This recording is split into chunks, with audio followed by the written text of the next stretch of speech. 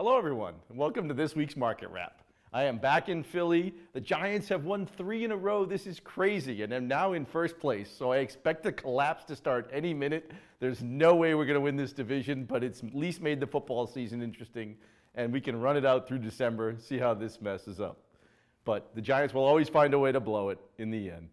Christmas is coming, I can't believe it. It's officially December, but we had some great watches come across my desk this week.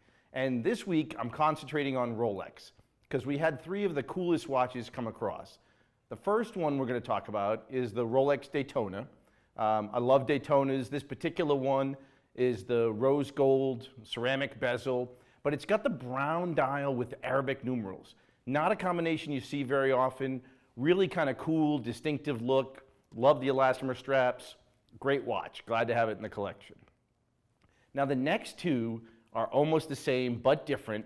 And the reason I wanted to bring both of them on is I have not had an 1803 day date with a wood dial in maybe a year and a half.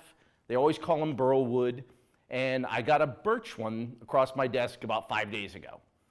With papers, super rare watch, super mint condition. You just don't see them. This was something that was what I love to call 80s hell.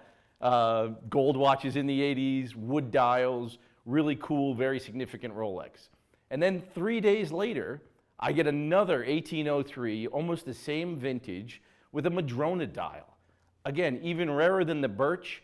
They made 3 or 4 different woods. These are super rare, super collectible. To find 2 of them come across my desk in a week was just amazing. Had to bring them both on here.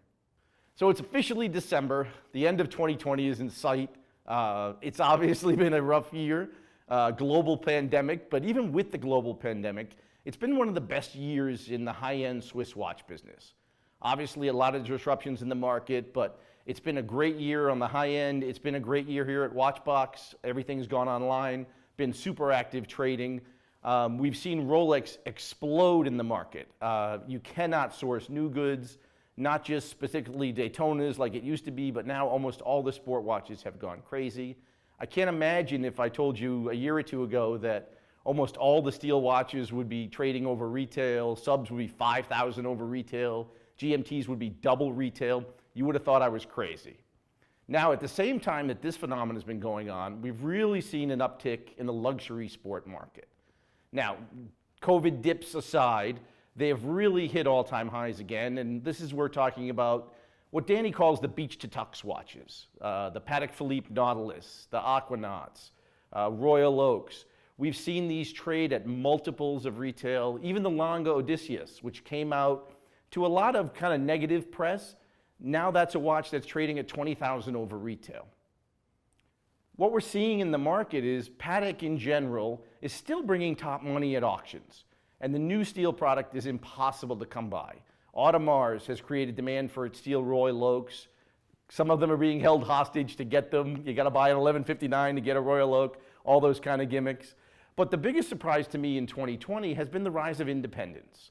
We've seen Journe become the darling of the watch business. Now Moser, Gronefeld, early Muellers, Daniel Roths, Roger Dubuis have all appreciated, and people are discovering the hidden gems of the 90s.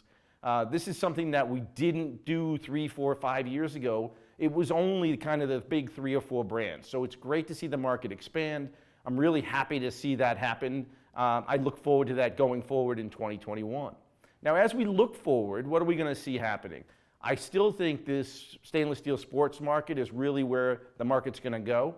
What we're starting to see, I would expect we might see a little softening in the numbers. To me, the pricing that they're fetching today is a little high, so I'm expecting maybe in the first quarter we'll see a little pullback, but demand should continue.